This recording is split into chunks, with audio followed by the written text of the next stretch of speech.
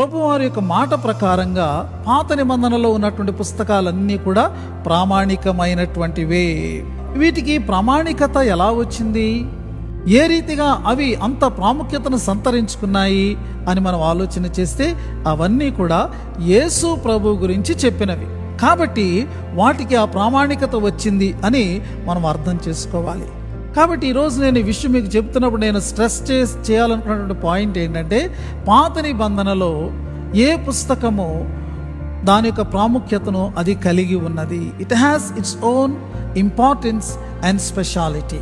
దేనిని కూడా మనం నిర్లక్ష్యం చేయడానికి కానీ, ఇది కాదు అని మనం అనడానికి కానీ మనము సరిపోము.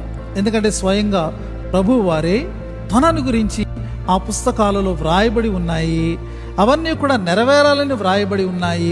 ఇప్పుడు నా పునరుద్ధానం ద్వారా అవి నెరవేర్చబడ్డాయి అని ప్రభువు సెలవిచ్చారు.